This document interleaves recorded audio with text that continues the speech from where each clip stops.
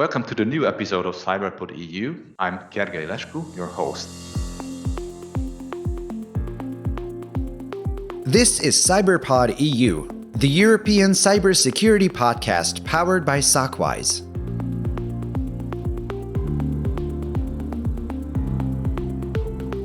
We have an exciting episode lined up for you. Joining us is our special guest, Matt from Italie, CEO of Sema. He has a remarkable curriculum in the field of IT and cybersecurity, and his current company is a real niche player. I'm sure our audience will be interested in understanding more about the challenges of the software development, security, and the DevOps teams today, and facing now the generative AI, on top of all very, very recently. I think this is a great topic. I'm really curious about you. How are you today, Matt? I'm wonderful. Thank you so much for having me. How are you doing? I'm always very fine. It was a great year start, so I'm looking forward to 2024. Same for me. So, what we are facing is this person, Matt from Italy. It sounds very interesting. When I looked at your CV or what you have done, pretty colorful, I would say. Would you pinpoint some things which were very important for you in your self-development? Absolutely. I after grad school had the great pleasure of working at a management consultancy where we worked where I served both in private equity, especially in the world of due diligence, and also working on government reform through data and analytics. I left consulting to work in government in the United States with school districts using data to improve teaching and learning, a subject that's near and dear to my heart, matters so much to me, especially for students who need the most help, trying to get teaching, help make teaching and learning as good as possible is absolutely a passion for me. After a few years of that, I went into enterprise software and I started with an education technology company. So I went from education, inside education, then into ed tech. And there I fell in love with enterprise software. I love the ability to distill best practices about marketing or DevOps or sales. Not that there's one size fits all, but there are some practices that are repeatable. And I'm definitely I'm an optimizer at heart. And one of the things that I really like about enterprise software companies is you can find patterns and then find ways to optimize them. While I was in my enterprise software days, I really started to notice, and it began to drive me crazy, the absence of executive insight into a code base. And so what do I mean by that? If you're running an organization, a private sector organization, there is enterprise insight into sales. And you get that enterprise insight into sales through a CRM, like Salesforce or otherwise.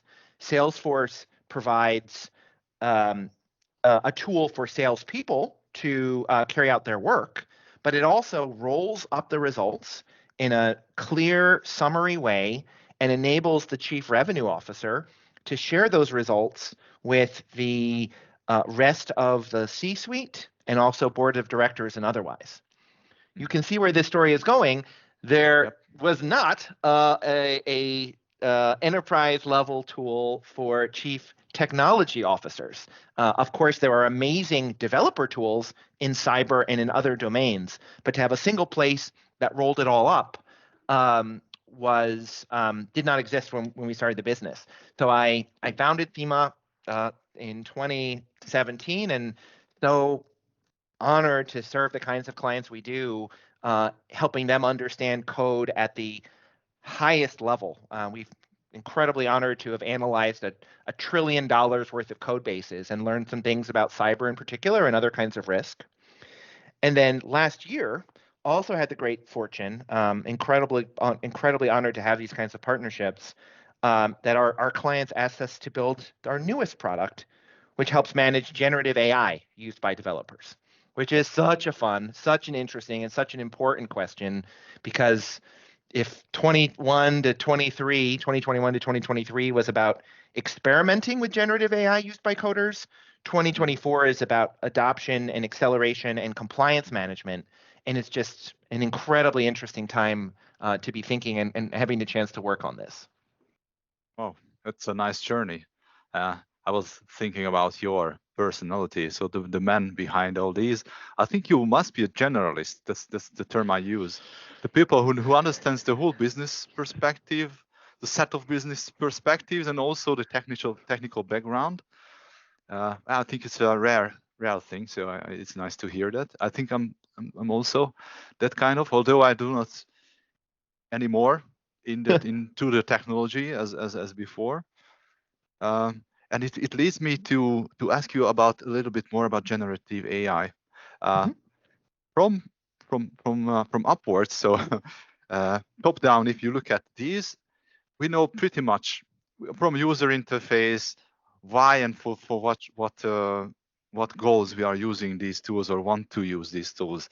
But as an application, how much are they different, or are they different at all from let's say a state-of-the-art application? I presume container-based, etc. But after all, is there a significant difference from software architecture? Software architecture of the LLMs themselves, or of using the results of LLMs in the software development process? I presume that large enterprises use LLMs themselves, which is a new body somehow in the organization, and I would be interested in how much is that different. Is it a real black box? And if it's so that's something which is very hard to digest, that I cannot understand how it works. No, I will never accept it. I'm an engineer. Yeah. Well, I'll say a little bit and see if this comes close. And I have so much respect for LLM builders. To some extent, LLMs are just an extension of greater and greater processing power and cheaper and cheaper storage costs and memory costs. And fundamentally, LLMs are taking large sets of data, which could be art, it could be human writing, it could be code writing, and they're using that corpus to make intelligent predictions. And the technological advances, the science is at least a decade and a half old, but the hardware improvements that made this possible are akin, as of course you know, to neural nets within the brain. But that's just a way of saying it's a really, really, really high-powered prediction. And so, I'll share a little bit. So Sema does. We use generative AI. We use deep learning to detect the presence of deep learning and the use of deep learning. So we're using a deep learning model ourselves. While there are many methods that we are using, and some of those methods are secret sauce, certainly one of those methods is training an LLM on code written by humans, and training it also on code written by GenAI tools, and predicting. And you and I can predict, is that person smiling at us or is that person frowning, because the trillions and trillions of nerves help us understand that.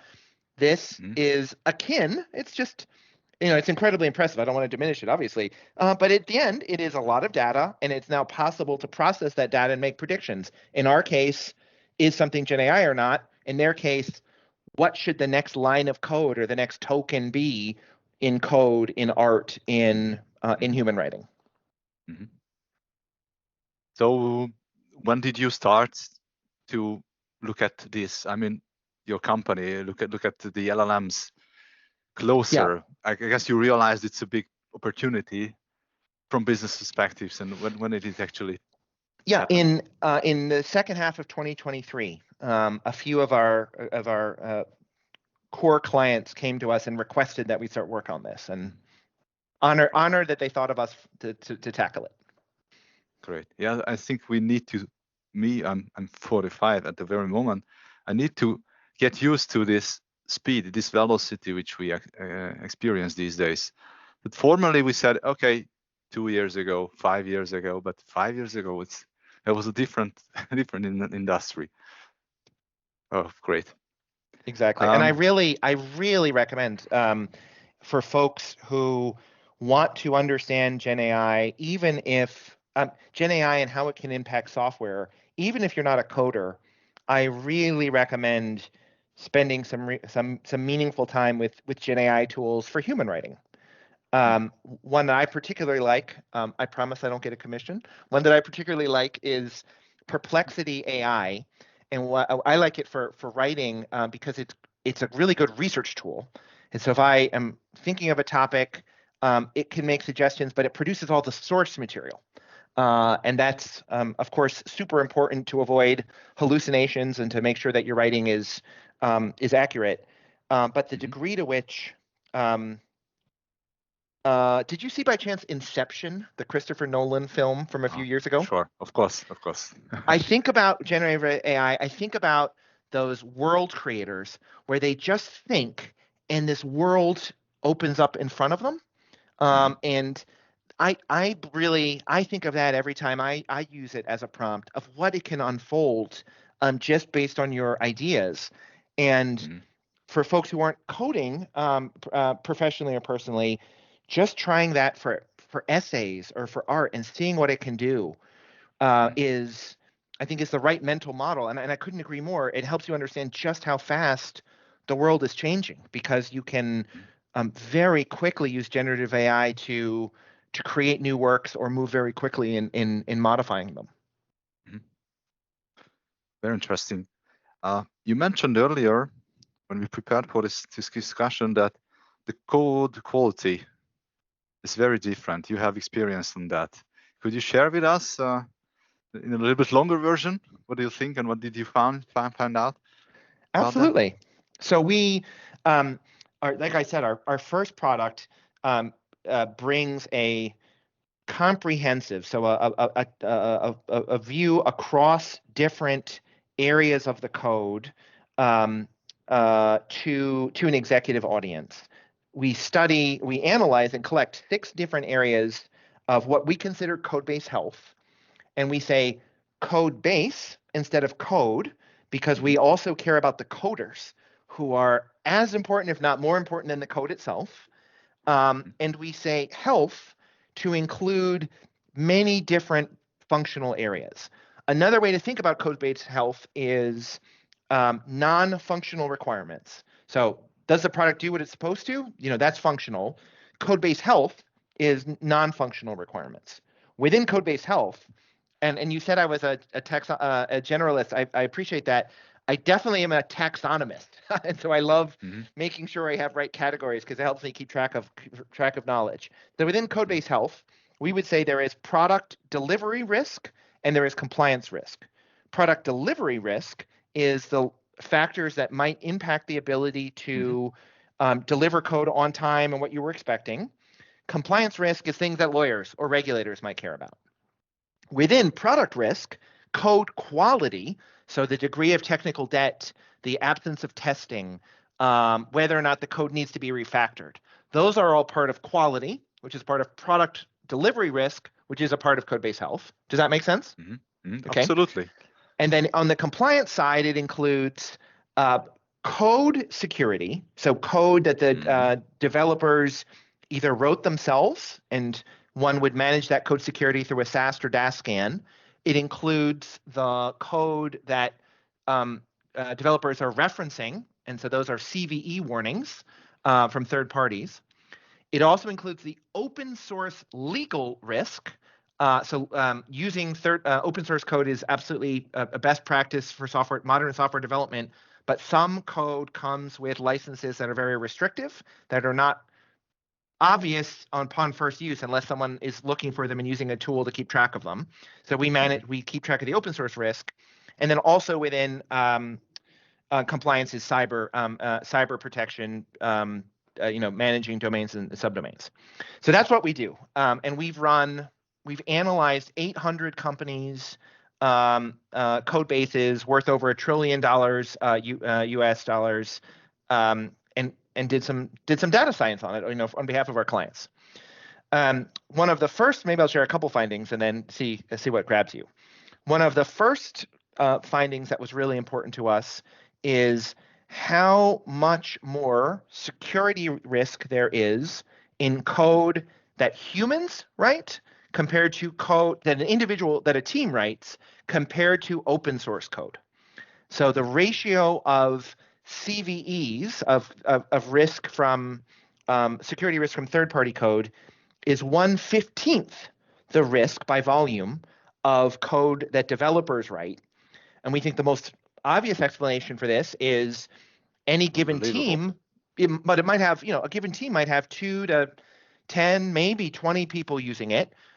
React has millions of people using it, and so there is a community to improve it. And so it makes sense to me that open source code is safer from a security perspective than the code that developers write. One more finding, and then obviously I could talk about this all day, but I'll shut up and you can ask more questions on where you want to go deeper. This is the most interesting part, I guess, for our audience, because you are talking about definitely about the security perspectives. And this is something which is, for me, astonishing. Yes, I was ready for a data like, yeah, it's better, but not 15 times better from security perspectives. Very interesting.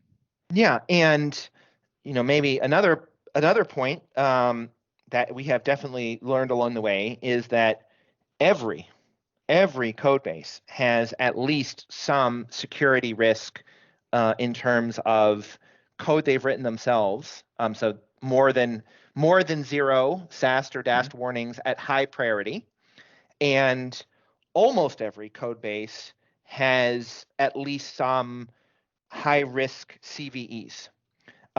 Coming from open source. It is exceptionally rare to have not just 0, but even a small number of security warnings of either type. And frankly, when we got started, we just started reporting on, you have 100 high-risk warnings. Let's say SAST. If I say SAST, does that make sense? A static assessment, 100 SAST, high-risk SAST warnings. Okay. What we like hard-coded passwords, like cross-site scripting, things like that.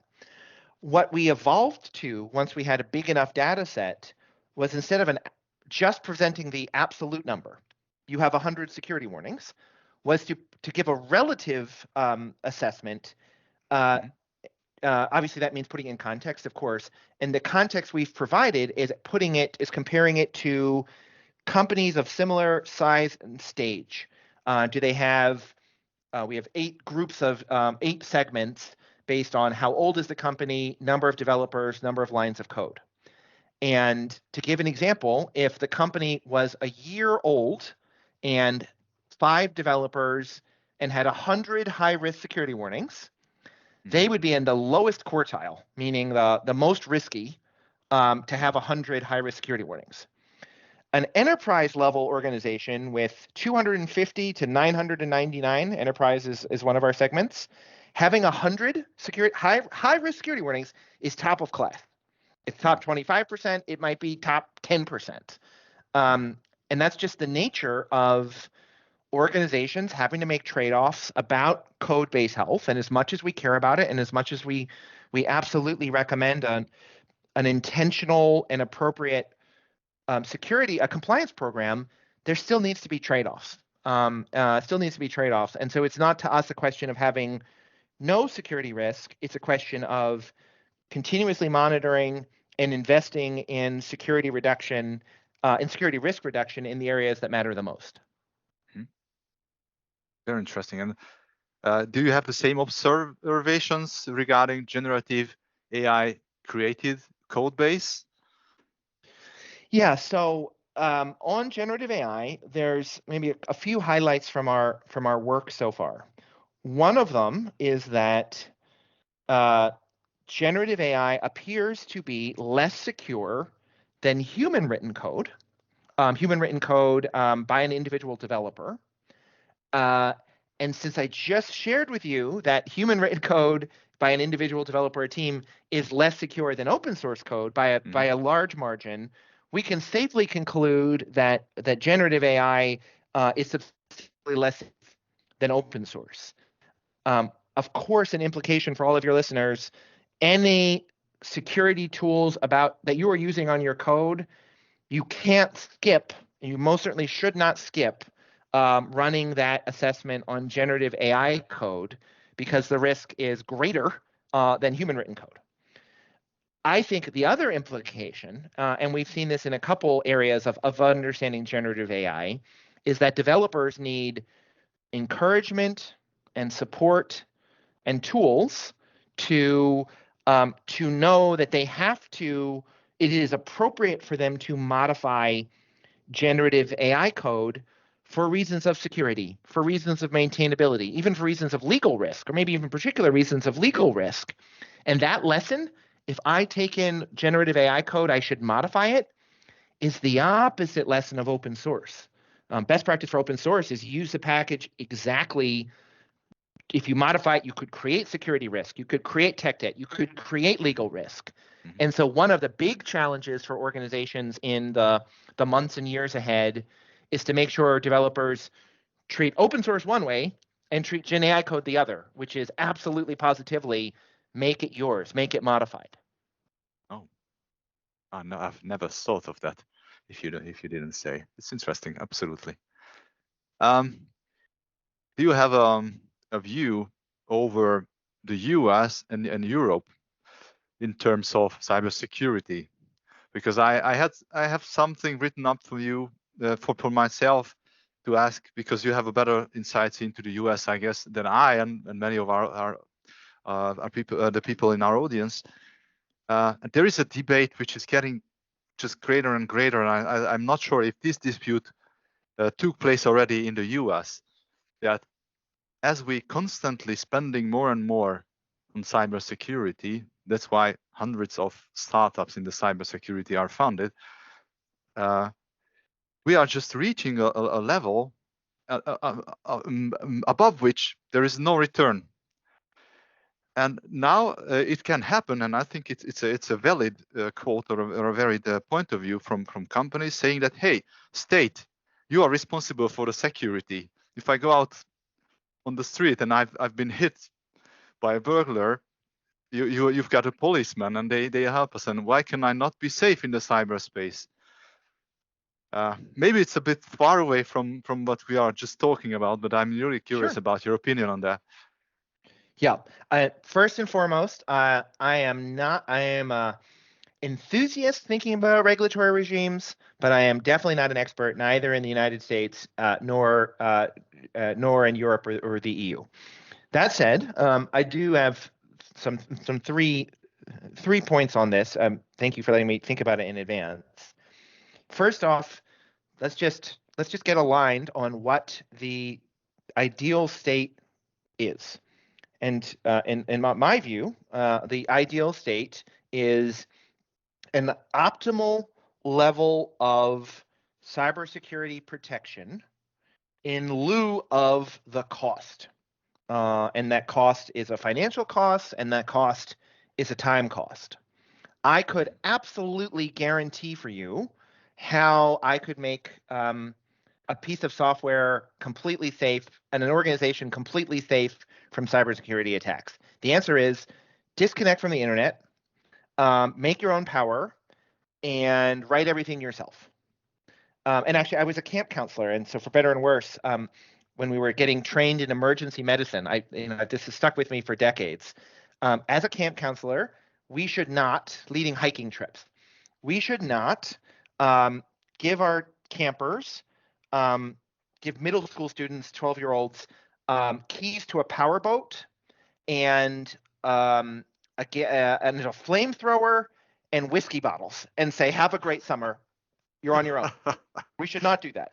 If you're a parent, I also do not agree. That's not good parenting advice. But we should also not surround them in bubble wrap, put them in the basement, and have them guarded by armed guards for miles. One reason is that's expensive, but more importantly, it's not the point. The point is to, as humans, as kids, is to give them a risk-adjusted, great life experience, which does not mean no risk. It means managing that risk appropriately, and that risk standard changes over time. And I have to admit, getting that emergency medical training really stuck with me on how to think about regulatory regimes. And so what we want is an optimal amount of cybersecurity protection for what we are giving up to give it, and what we would give up to do it too far is the incredible productivity advancements, the incredible efficacy improvements made possible by the power of the internet. And so I want to, however, I would really encourage anybody thinking about getting the right regulatory regime to try to quantify that. Well, what kind of trade-offs is acceptable? How much risk? How many breaches a year? Like the optimal number of breaches a year is not 0 for society as a whole, because then we would not be taking the full advantage of the power of our networks. Part 2, after we thought about the optimal level, is we always should look at how well is a risk being managed through the private sector. And of course, you've talked to folks, and folks have different points of view on this. But in our world, where we spend a lot of time in technical due diligence, obviously the buying and selling of companies that have software assets, whether they're software companies or not, we see a great deal of attention paid by acquirers and by insurance companies to cybersecurity risk and to security risks and compliance risks in general. And so some of the factors that lead to an increased investment in cybersecurity include the chance that there might be a diligence, the company might be sold and they'll have to explain their security compliance regime to somebody else. It includes vendors' standards that, well, if you have to meet a certain, SOC 2 or whatever compliance standard, that's going to make you more secure. And then part 3, of course, the reputational effect of having breaches, even though some will happen, it's obviously disastrous for that organization, leads to companies making an investment. Given then, if part 2 is about the private sector, I would then go to, well, then what is the right role for the government sector? And there's incredibly smart regulators figuring this out. I guess really the only thing I would add is not to lose track of the role that the government as a procurement organization can serve in setting the right standards. It certainly is our experience in our clients in the US and Europe that when governments as buyers, as very important buyers, set certain security standards, that it sets a standard broadly, and not just for people who are trying to sell into the government. And so I guess my counsel is to think about all of the levers available to a government to get to the optimal level of security compliance and cyber compliance, which includes not just rules, but also the procurement process, which is extremely impactful in driving outcomes. I really like your points.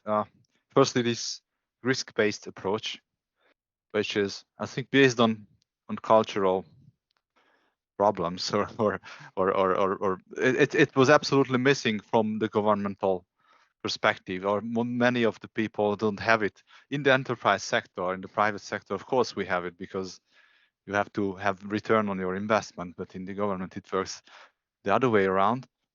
But it should be introduced, and it is in the regulation, but I keep talking to people who still, and most of, I would say, IT managers or CISOs, they are still technical people, and they think of a risk assessment as a necessity, that we have a paper, Excel sheet somewhere, but this is just for the audits. And let's get to work, people, and let's do something. Let's let's configure a server and then we are actually doing something. But yeah, no, that should be the basis. All the assets, including procedures. Yeah, I couldn't agree more. It is, and I was going to say it goes without saying, but I should say it. We've seen a lot of examples of organizations that on paper have a strong compliance program, but in practice, there are key risks. And so having folks involved in the compliance process who are extremely pragmatic. All right, yes, we need to meet some paper-based standard of showing that our paperwork's in order, but let's actually take it for the other way. What are the most important ways that our customers, our users, our organization is at risk? What are those? And in plain speaking, what steps do we need to take to make sure that they don't happen? And compliance documentation is incredibly important, but it is not a substitute for judgment about risks and about the major risks and about the thinking to find those risks and de-risk them.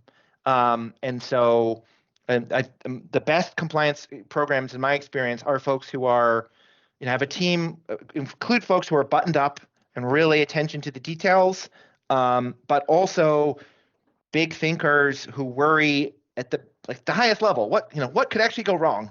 When if you combine that with people who let's get the documentation and the systems right, that's the really powerful combination. You really do need both. That's very interesting. I try to lead us back to our core topic, Sema, and let's say code health as your code base health. I like that term. And I recap to your bio, let's say so, because you mentioned that what bothered you that no one had the insights into the code. So this kind of value from CEO perspectives or CTO perspectives was missing, and I think this is also a key risk, and we are just not using it consciously or do not think of that often enough, I would say. And the key revenue generator or margin generator for some and more companies is actually the code base they are creating. For the finance sector, I think this is more true than any other ones.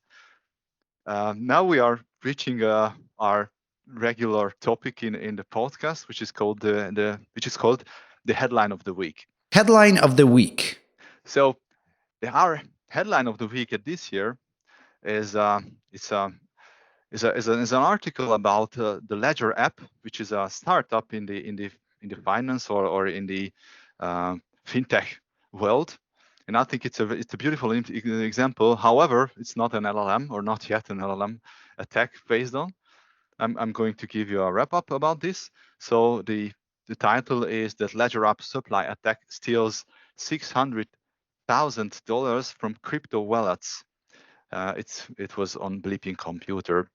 And in December last year, Ledger dApp supply chain attack steals 600K from crypto wallets. Ledger is a hardware wallet, it's interesting, that lets users buy, manage, and securely store their digital assets offline, supporting multiple cryptocurrencies, including Bitcoin, Ethereum, and I guess others. The company also warned of ongoing phishing attacks attempting to take advantage of the situation, advising users to remain vigilant for messages. So, Matt, do you have a memorable phishing attack, or have you got any kind of connection to this story? Yeah, we use Slack at work, and the most important Slack channel. We have two Slack channels that are the most important. You'll see where I'm going in a second. One is time sensitive, which means anybody, anything that might. So we have a rule at Sema: any potential bad news should be shared immediately, because the more people who are involved, the better. To solve a problem. Good news can wait. Potential bad news needs to happen immediately. So a system outage or a potential outage or someone is blocked, that's time sensitive. The second channel that is incredibly important is security.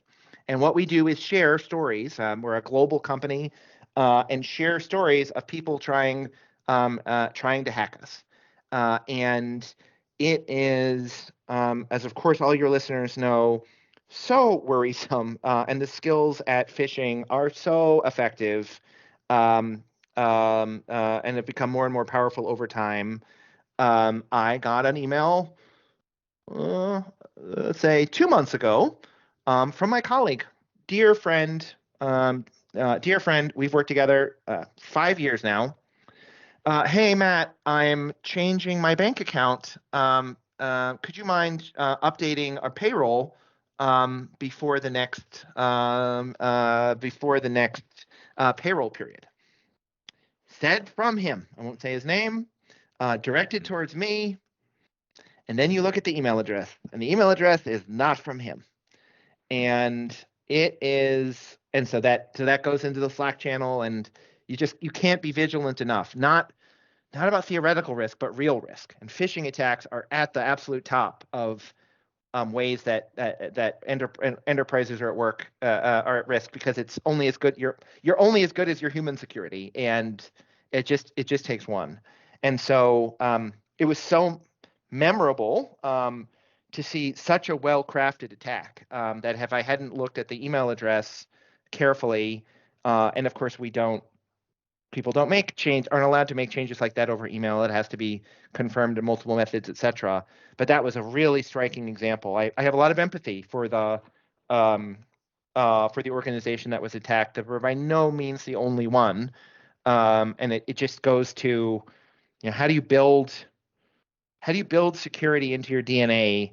How do you make it okay for people to learn from each other, to share risks? And of course, if it ever does happen, make sure everybody knows you can't blame the victim. You just got to do a really good root cause and make it clear that how seriously you take security and that people can learn from it. Because if you blame the messenger, you will never then people are just everyone's going to observe that, and they'll not share the next warning or even the next actual attack.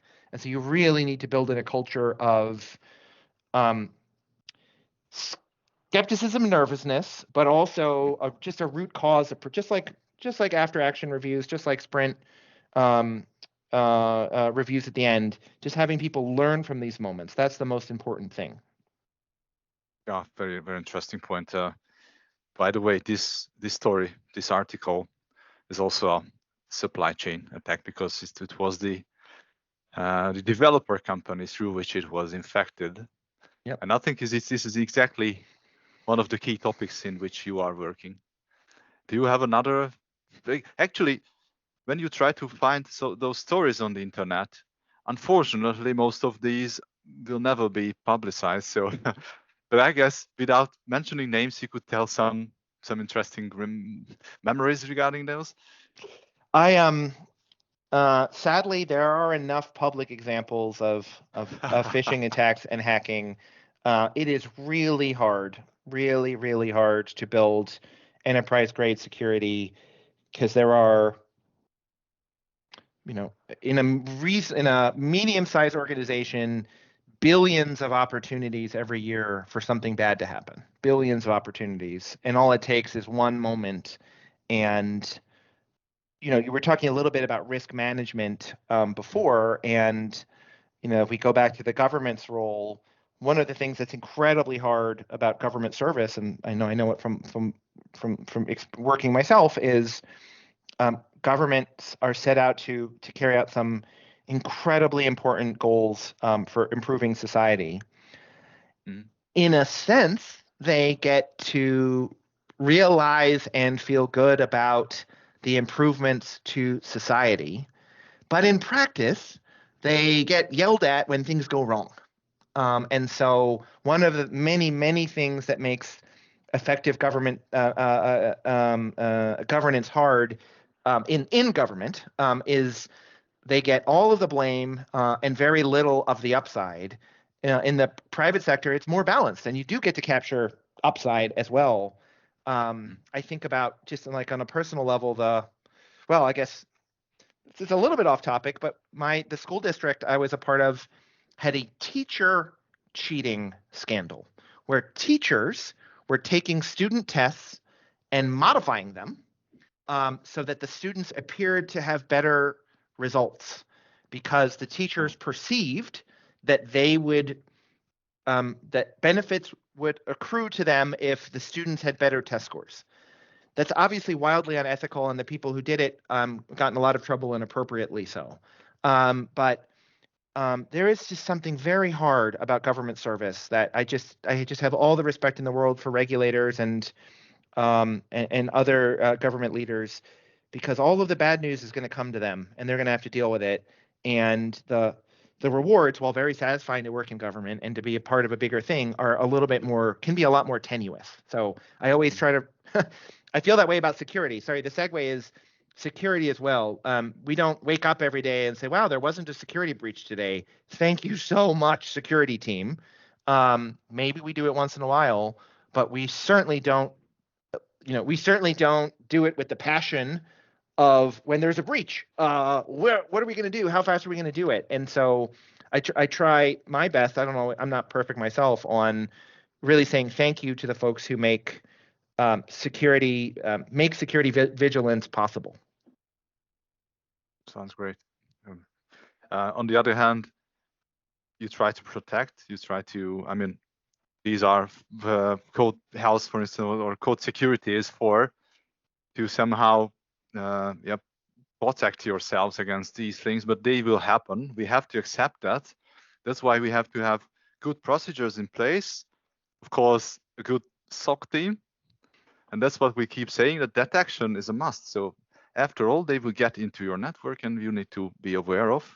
And this is another interesting aspect of the DevOps security, for instance, which we are going to further discuss in the next episode, by the way.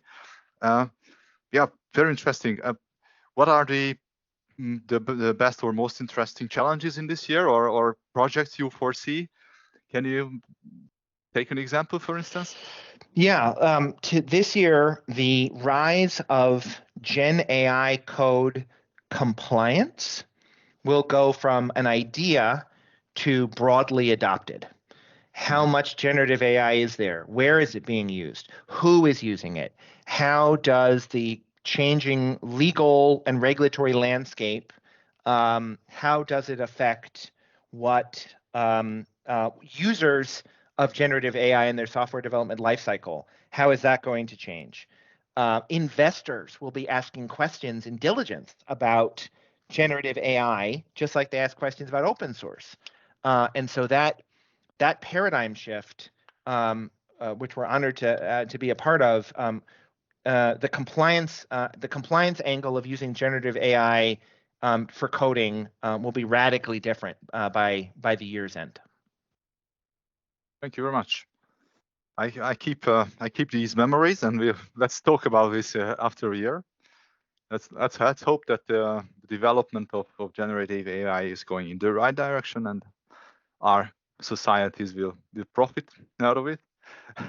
It was a real pleasure having you here today. Thank you very much for accepting the invitation. I had a really nice time. Thank you so much for having me. Thank you very much. And to you, dear listeners, thank you to listen to our podcast again. Our next podcast guest will be Gábor Szabó. Yes, he's a Hungarian. We were honored to work together with NATO before, and we are talking about next time about our NATO experiences. So just stay tuned and be with us next time again. And again, Matt, it was great having you here. All the best for you in this year. Thank you so much, and all the best to you as well. This was CyberPod EU, the European cybersecurity podcast powered by Sockwise.